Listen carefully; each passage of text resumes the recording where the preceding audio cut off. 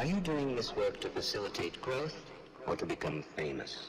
All right, everybody, welcome back to the channel. This is Rashad Milligan. We have a special guest here today. Now, I usually do a lot of NBA, a lot of basketball, but we love all sports here. We love all sports. And today we have a representative NFL alumni. We have Jennifer Cobb. Miss Jen Cobb. First of all, first question, what do you want me to refer to you as? Jen Cobb. Jen, okay. Jen Cobb. All right, we have Jen Jen Cobb. Yeah, Jen Cobb. Woo-hoo's in the house. Yay. Oh my God, that's funny. And Jen, thanks so much for having me. This is awesome. Oh, no problem. Thank you for your positive energy. Jen came on the call for those. Well, none of you guys know because I've been recorded, but she came on the call. Happy Tuesday, very upbeat. That's what we need. That's what we need right now. Yes, we do.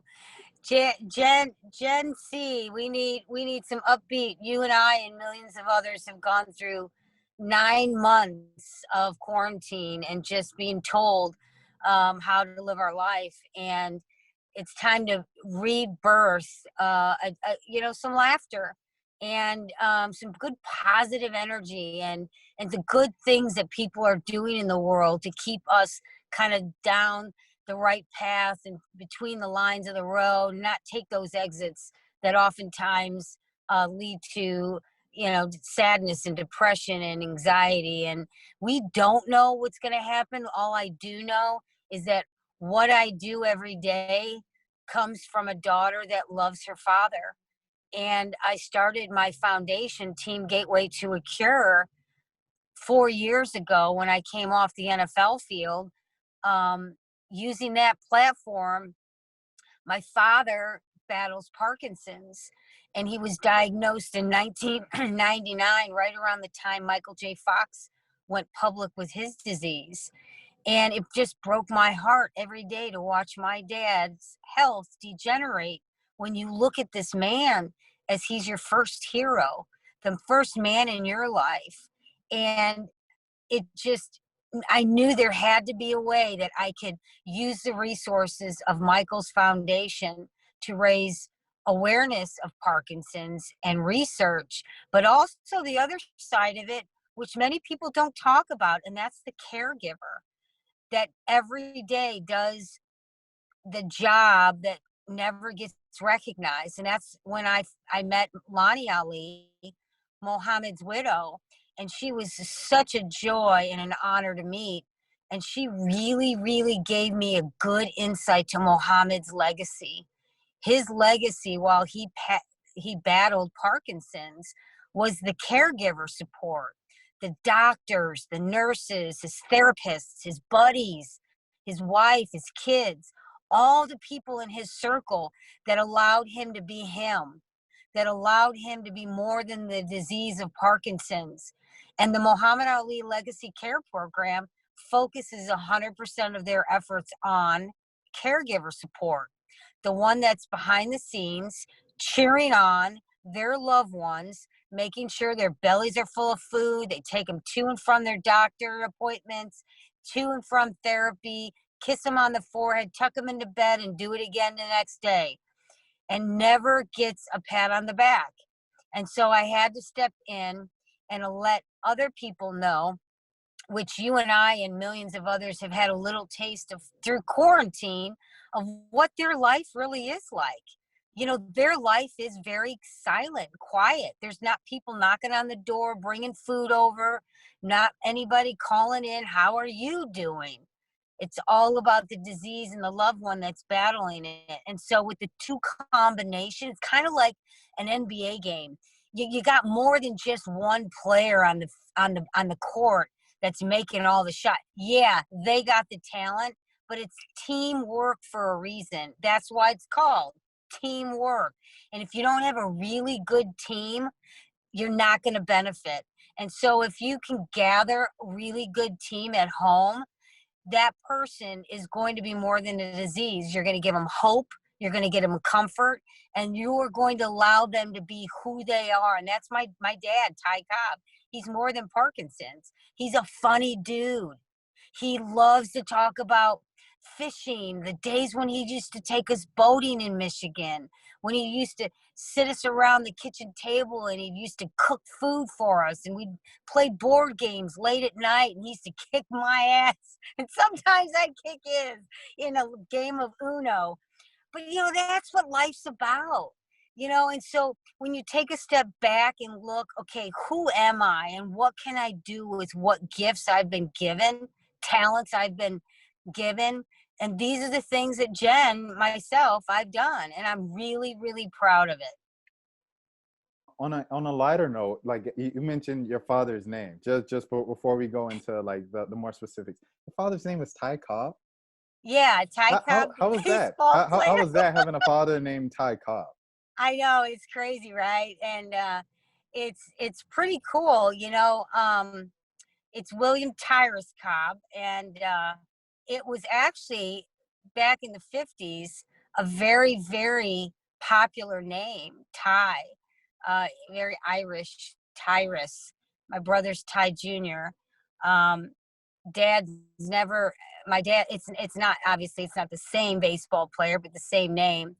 I know a lot about Ty Cobb, the baseball player.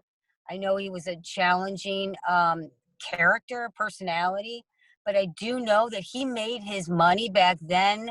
If you can compare apples and oranges, it would be, our millions today were their hundreds of dollars in a brewing company, and we all know it today as Pepsi.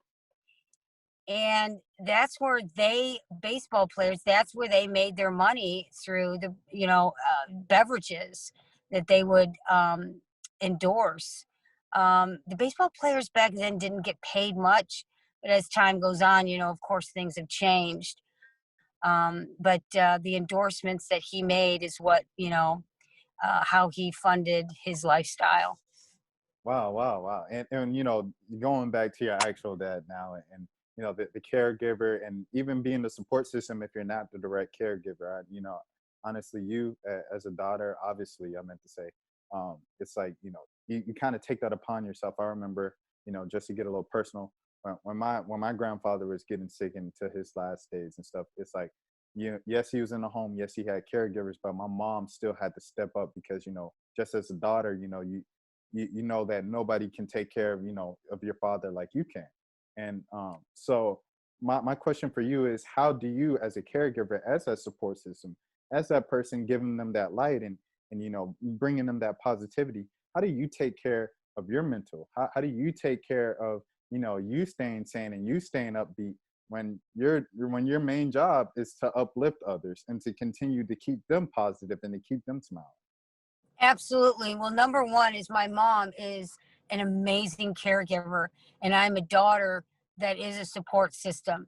And my mom does it every day, making sure that dad gets his medication, fills his food up with some awesome smoothies, and brings him joy. And she is incredible, and she's actually my hero.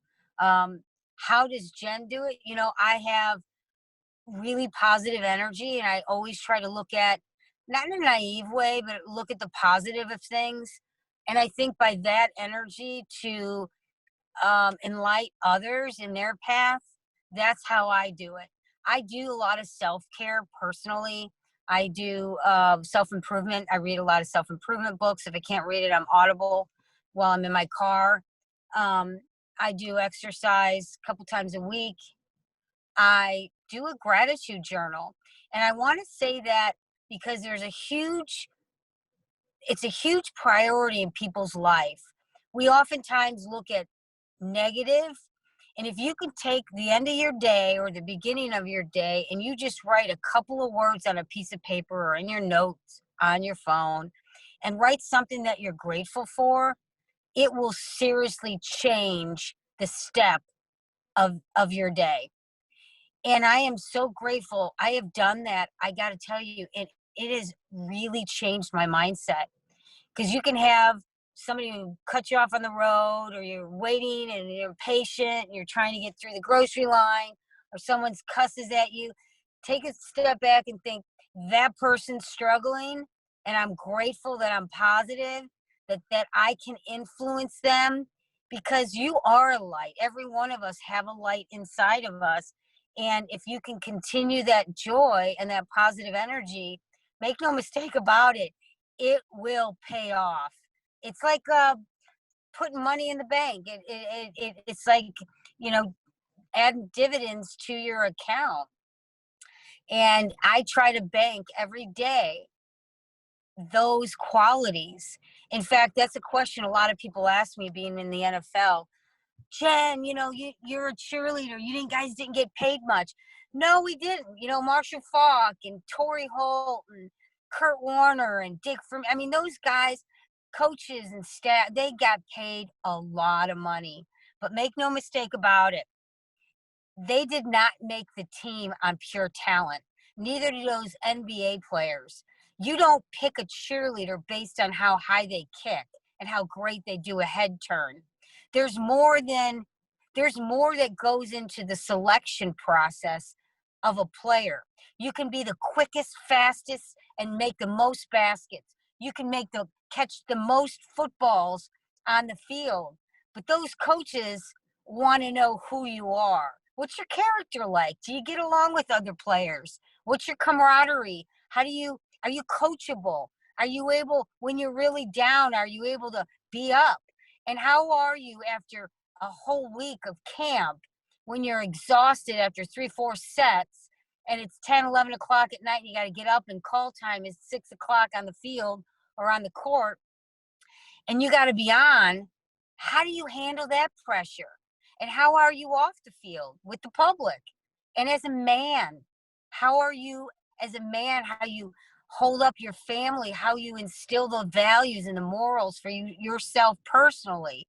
And so when it goes into the selection process of a player, they take it extremely serious just with the cheerleaders, because at the end of the day, when you're done and you're retired, you hang up your pom-poms, your contract is over, you hang up your helmet, you will forever be an ambassador of the NFL or the NBA. You will forever walk as an ambassador. And that is a family. That family network is unbankable. So I didn't do it for the money. What I did do it, I have 20 years of network of friendships. I mean, I got a new friend, you, today, because of that.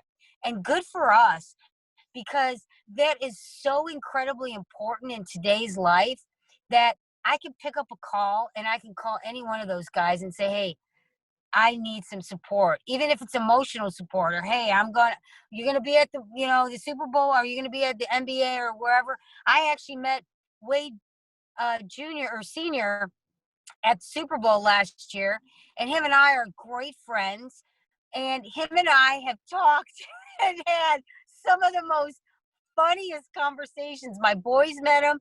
He said, I would not be here today having a great friendship with him if it wasn't for 20 years ago being on that Super Bowl field. So good for me.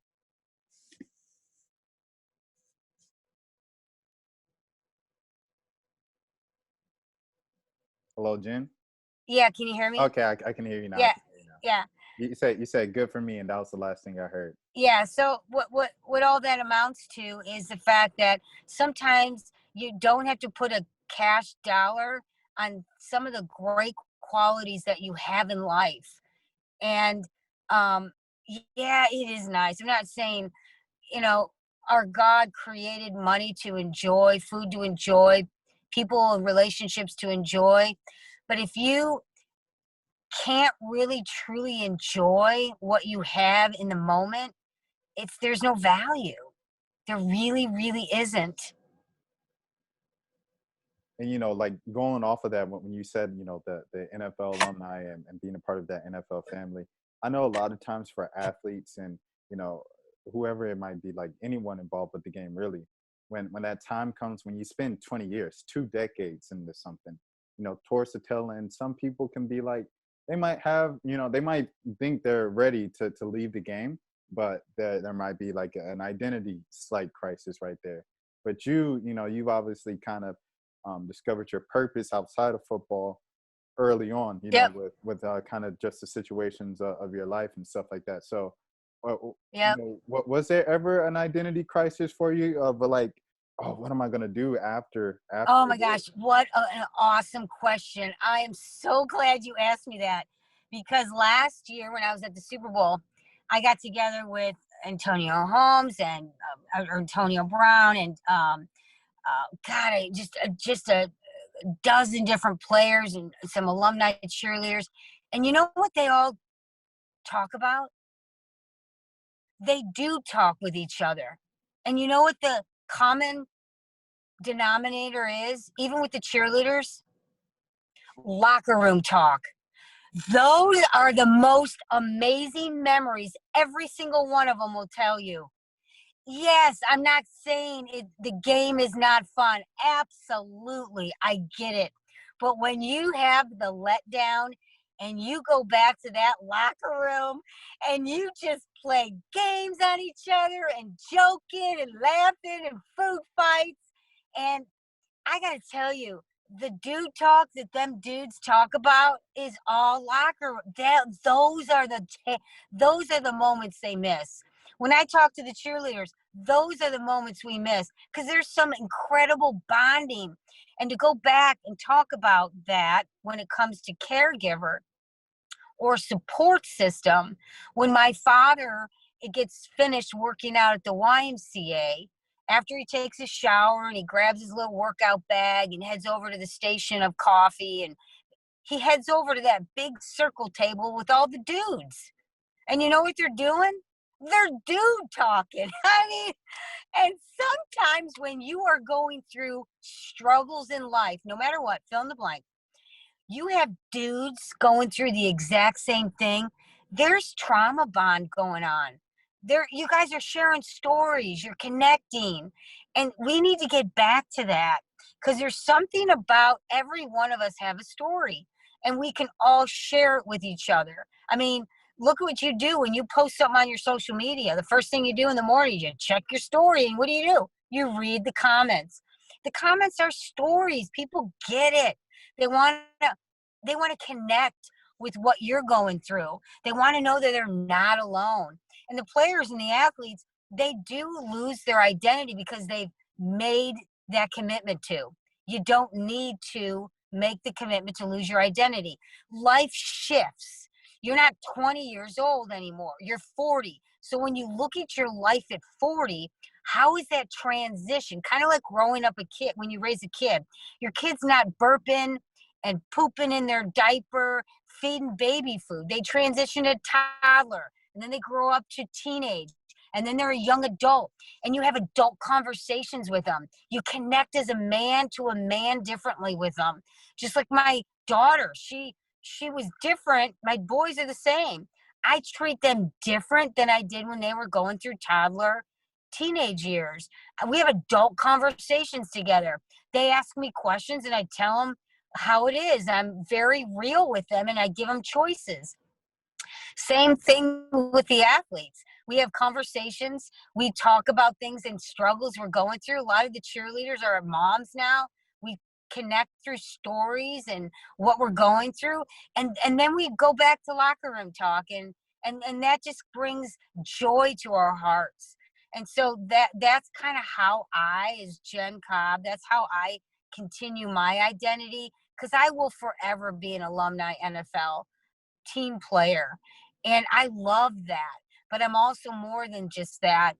I'm a beacon of light that shines on caregivers to give them support, and also those that are struggling brain diseases, concussions, Alzheimer's, dementia, Parkinson's, to let them know that there's a lot of research out there that's being done, and you can really advocate for yourself by reaching out to the places that give you resources like teamgatewaytoacure.org, my foundation website. We're getting ready to launch a new website, and there are a lot of great resources and videos and other caregiver stories, video stories that others can listen to and trauma bond. They can bond and get some good information on how they can instill that into their own lives. Right. And on Team Gateway, can people also maybe contribute to help You know, because I know you guys are working towards a cure, right? If I'm not mistaken, you guys are looking for a cure. Absolutely. We are so close. Michael J. Fox has raised billions of dollars for research, and the Muhammad Ali Legacy Care Program, 100% of their money goes to support the caregivers. If you're financially, you know, elderly, that you can't work outside the home and you need, you know, transportation to and from a doctor appointment, or you need an iPad and you need telemedicine, you know, they provide that, medications, therapy to come to your home. I mean, it's just a great system. It's a great program. They also have videos that you can do as to help support the caregiver, you know, getting to, you know, in and out of a bed, preparing meals, how to work, deal with freezing moments.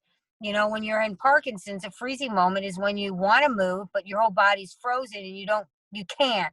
And so how do you deal with a freezing moment, or the dyskinesia and the tremoring, the shuffling of the steps?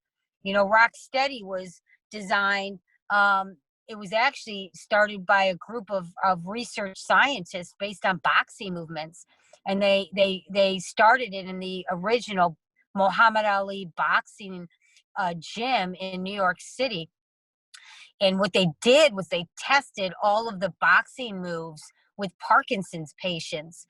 And so voice projection, every time they punch the bag, they'd scream, ah, ah. And every time they shuffle, sidestep, just like a boxer, they bounce off the ropes to see if they can continue their balance. And, you know, working on that, that has shown through time to degenerate the symptoms of getting worse in Parkinson's. And so Rock Steady was developed because of the boxing movements and how incredible the therapy helps with the Parkinson's. And so you can Google Rock Steady. A lot of it is going all over the country. You can research and find out if there's a place in your hometown that you can either go to, or you can log on in the comfort of your own home, and there's an instructor that will instruct you on these movements. And just continuing being consistent, because that's the key in helping you therapeutically manage the disease, because you won't go back to where you were 20 years ago. My dad's not going back to when he was 30. He's going to degenerate. He's going to get older. But what we can do is give him hope and comfort while he battles the disease. And going back to what I said earlier, is when I am in his presence, laugh, joke, play board games, cook a meal. If you're in a different state and you can't, there's a thing called Uber Eats. Send a meal, FaceTime. Thank goodness for technology. Give them a hi, hello, how you doing? And if you're not there because you have some emotional history you're battling, you know, why should I take care of him? Where was he when I was going through Little League? He never showed up to any of my football games or baseball games or my basketball games. And now he wants to stop what I'm doing, trying to build a career, be a family man, and start my life. And he wants me to stop and take care of them. But how do you let go of that emotional history and meet the person who's battling the disease where they're at today? And that goes back to what I said earlier, is gratitude. Thank goodness you're the man that you don't have that, and you can be a better man because of that, and start a new tradition to show your children or the others in your life that you're not going to end up turning to that kind of hate or that kind of bitterness in your heart. And there's a huge transition that happens in someone's heart when you start to gratitude journal. And I'm very, very happy to share that. Sure. Well, you know, just I mean, if you want to share right now, like that, also I was saying, I was like, feel free to share anything from the gratitude journal, or anything, or just like if you were talking about it in general, like, okay, Yeah, just in gratitude journal in general, like, you know, just being grateful that you are not having bitterness, that you don't hold on to emotional history that you were, you know, um struggling with growing up. That man that didn't show up to your, basketball games and practices or football, whatever it is, or your dance recitals, or your woman in your life, maybe it was mom, maybe it was a sister, brother, whoever, they're not the same person they were back then. They're evolving. So are you. And so thank goodness, that's a gratitude right there, that you don't have to be like them. So, one of the things I was sharing with you, that I got to meet Wade, Dwayne Wade Sr. last year, and him and I had some really, really great conversations. He was one of those. He was a man that was not around a lot. And now him and his son are incredibly close. He's a very, very, very close to all of the family and the grandkids. And one of the things that he shared with me was the fact that he now is making up for it. And he's grateful that he has the health. He's grateful that he has the time. And his son doesn't see him in that light. He's forgiven him. He's let go of the past. He's met his dad where he's at. He knows his dad is going to get older, as he is, and just enjoying and being grateful for the moment you have. And so it's really, really important. He's not the only one. That people need to understand that each and every one of us are going through our own struggles too. And so taking a step back and really evaluating your life and looking at what that are bitterness that you're harboring in your heart that you can finally let go, and how grateful of a person that makes you. Good for you. Right. And kind of like an offbeat question a little bit, but we live in such a time where we're all flawed, we're all human, but when you see a trend like 7 years ago now, 7 years ago, there's the ALS challenge. So for a couple of months, everybody was all in on ALS and donating to them and helping the cure, and then they kind of moved on to the next trend of social media. When you see something like that, as knowing that people are still dealing and battling with ALS, and people are on to the next trend, how does that kind of make you feel, knowing that someone who's directly affected by disease, in their immediate family, if there was like a big Parkinson's thing, like say, around the time Muhammad Ali died, and then Michael J. Fox did a PSA, and the PSA went viral, and everybody's donating, to Parkinson's and stuff like that. And then someone starts doing a dance, like a TikTok dance, and everybody's doing the TikTok dance, and no one's talking about Parkinson's anymore. But people are still dealing with How do you feel like when you see things like that, when diseases and real life issues kind of become marginalized and boxed into just social media trends? Yeah, that there's an ebb and flow life in general, and I think it's heartbreaking. ALS, MS, Alzheimer's, dementia, Lewy bodies, Parkinson's, concussions, all the diseases, brain cancer, everything that you can imagine. And I think what happens oftentimes, not all the time, but oftentimes, people need a little laughter. People need a little comedy. They need something. We're all humans. It's so incredibly healing. Laughter is so good. It's great medicine. It doesn't cost a thing.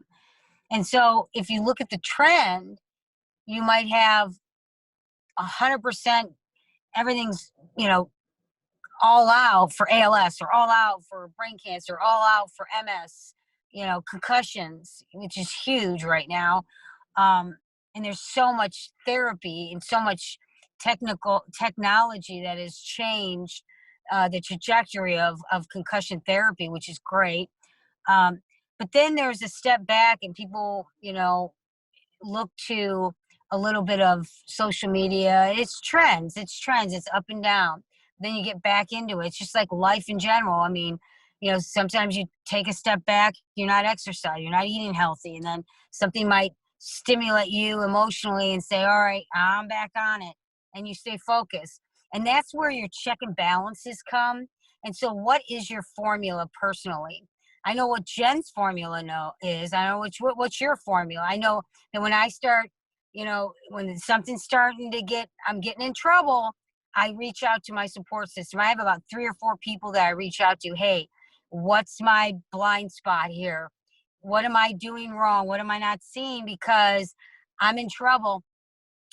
If I start my self-improvement books, or if I stop gratitude journaling, or if I get off my nutrition, I get off my exercise program, we all have an ebb and flow, and it's okay to take a refresh, a renew. I take personal time every couple of months.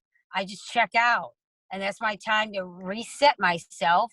And it's all about me, and I reset myself, and then I get 100% into the grind. I go back. I know what my formula is. I work by formula, and I think that's a really good start for a lot of people, because we take an exit down the road, the interstate. You take an exit and you start TikToking all the time, and Snapchatting all the time, and Instagram. Yeah, it's fun, it's great, and it gives you a laugh or two. But then you get right back between the lines on the interstate. You keep driving, and you know exactly what your formula is. You stick to it, and sometimes you narrow off. You reach out to your support system. Hey, I kind of noticed you're not yourself lately. What's going on? What are you noticing? What do you mean? Well, you're not reaching out anymore. You're not connecting. You're kind of isolated.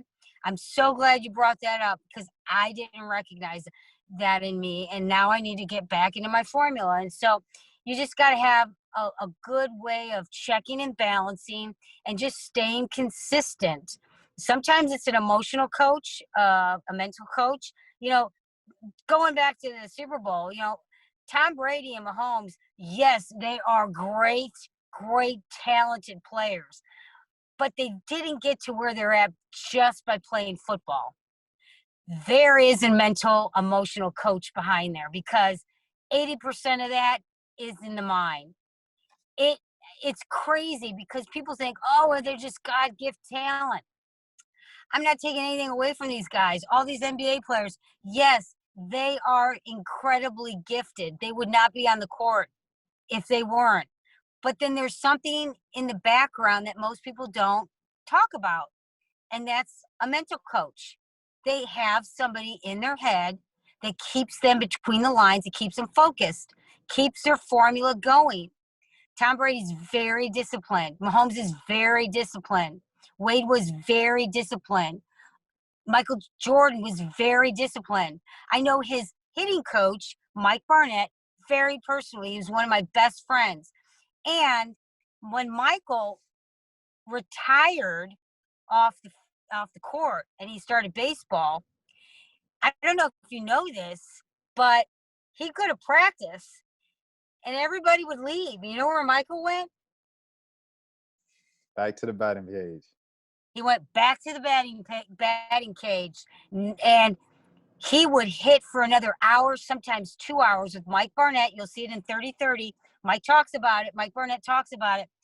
He will hit for another hour to 2 hours. He did not have the talent, but he knew through tenacity, hard work. He knew what he had to do in order to stay competitive. And he also had a mental coach that coached him through the negative self-talk. He kept him away from the negative stuff. He kept him focused. And all these players that have tenacious personalities get to where they're at because of it. And you and I are exactly the same. You may not be an NBA player, but you have things that you aspire to do, aspire to be. And maybe you need to look in your network of people and look at someone who's really positive, that'll keep you focused and keep you driven to what your formula is.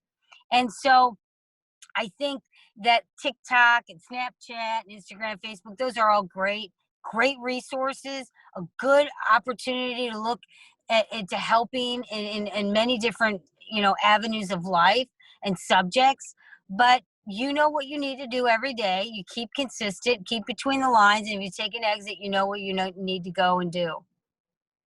For sure, for sure. And for the people now, just I can't go an entire interview with the NFL cheerleader and not ask them the NFL cheerleader question. So uh, just Okay, here we go. like in your experience as an NFL cheerleader, just what is that lifestyle like? What are some of the pros? What are some of the cons? How did the fans treat you?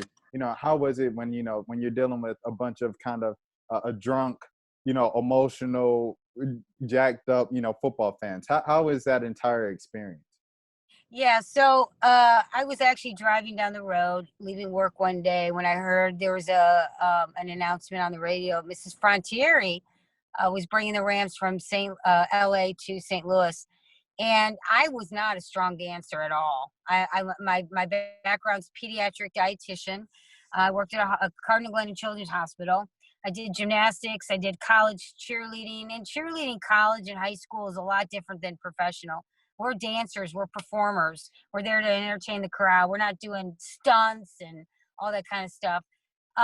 So I thought, you know what? I'm not the strongest dancer. I'm going to walk in, I'm going to try out. And if I make it, great. If I don't, I'm going to walk out having a great time, and maybe I'll make a friend or two. Good for me. I walk into this room, there's a beautiful women. I mean, amazing dancers. I'm like, oh shit, what the hell did I get myself into? But you know what? I didn't leave. I stayed, and I looked for the strongest dancer in the room, and I stood right by her, and I worked, and I did exactly what she did. Michael And Jordan, made Michael cut. Jordan in the batting cages. Yep. I mean, I worked. I did exactly what she did. I said, hey, you are awesome. You are a very good dancer, and I have a great personality. I'm super outgoing. I'm very business. I can talk and deal with people. But the strength of me, those are my strengths. The weakness was dancing. And so that's what I did. I ended up making the cut, and then the hard work kicked in. You were the top 60 or 70 girls. Then they put you out in the public, see how you interact with the public.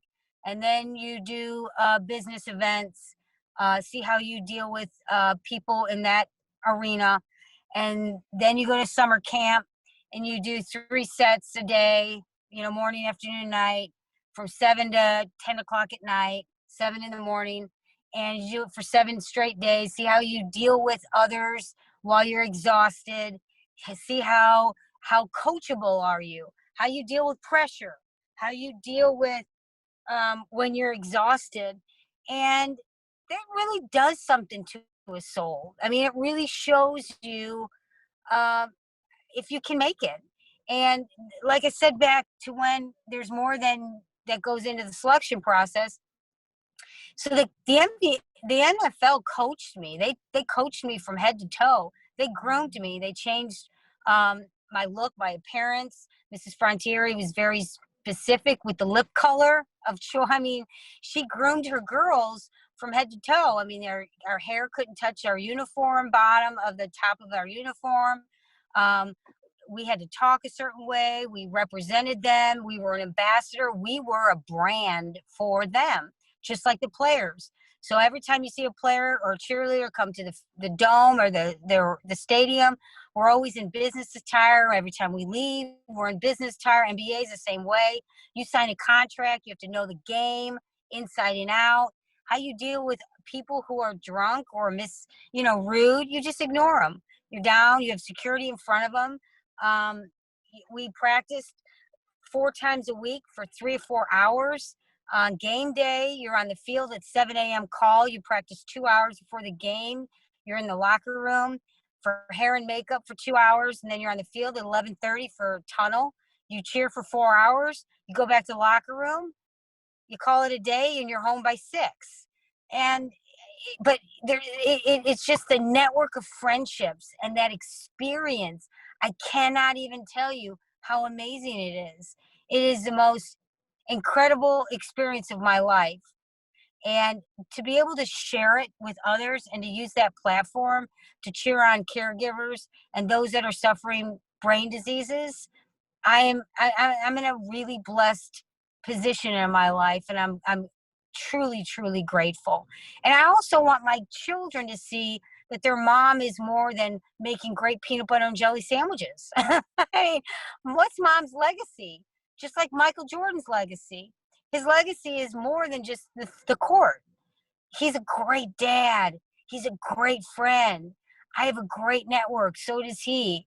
We're great people. And what we say and do means more than the talent on the field. And so if I can do that at the end of my life, I know that they'll speak well at my funeral.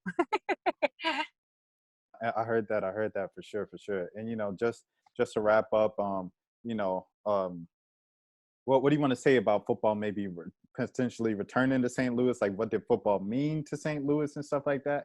And then, once again, plug Team Gateway. Let the people know some resources. Once again, like you mentioned it before, but some places where they could go, where people can follow you, where people can see you, and everything like that. Yeah, thank you. So www.teamgatewaytoacure.org is the website. It's .org. And yeah, I am angry. I'm not angry. I'm a little sad that Kroenke took the team. St. Louis is a great sports team, and we got Cardinals, we got the Blues, with football. Actually, we had one of the cities that had all four. We had NBA or the basketball team here years back. But we will forever be a two-time champion Super Bowl team city, and nobody can ever take that away from me. I am just so delighted to have football on the TV. I'm just so happy to watch the football. I love football. I love basketball. I just love sports. I love all of it, and I'm just so happy to sit, cheer it all on. Um, do I get angry if my team, the Rams, or doesn't win? No, I know what goes into the heart and soul of every player, coach, and employee that's on that field. And sometimes you win it. It's like life. Sometimes you don't, and it's okay. You just persevere, get back, know what your formula is, and just keep persevering every day to do what you need to do. I just enjoy watching the game. I'm really excited to watch it in a couple weeks. And I hope that you and your listeners are as well.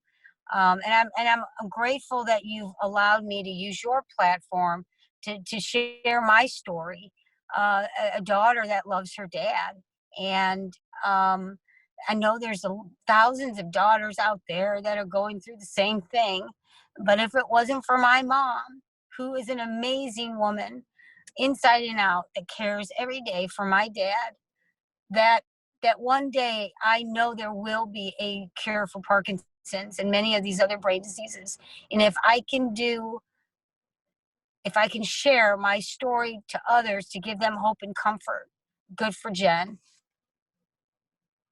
And we applaud you. You said thank you for no, thank you for bringing. We need the positivity and a different perspective, and we appreciate like everything. You bringing a light to a very important issue, and giving people their flowers. That's the thing that we were just talking about a couple videos ago with Neat.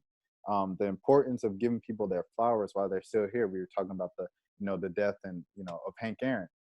So this like definitely goes into the line of that, of giving people their flowers. That same thing, giving caregivers their flowers, giving your loved ones their flowers while you can still smell them, despite the history. Like, if the history might not be, life is too short. Life is too short to hold on to that grudge, et cetera, et cetera. So we appreciate you, Jen. Absolutely. You do not want that bitterness to rent space in your head. And if you do, then that bitterness is taking the best of you. I don't know about you, but I don't want to live my life like that. Yeah, exactly. And, for the people who might not know, we're recording this on, the morning 1-year anniversary of Kobe and Gigi's passing. Me personally, I'm staying off of social media and my phone as much as I can today, because I don't need to. I experienced it last year. I don't want to go through that again, of just putting myself through that. But, that was just one of those days for everybody, around America and around the world, of don't take this stuff for granted, because you never know. No one saw that coming. No one saw you never know. Yes. So gratitude journal. Gratitude. And living in the moment. Another thing that you preach. Living in the moment. So here are some of the main takeaways. Being grateful, living in the moment, giving people their flowers, caring for the caregiver. It's like, the caregiver is a strong one, right? The caregiver is the one that's always there and positive. But who's caring for the caregiver? And who's caring for the caregiver? Who's caring for the caregiver?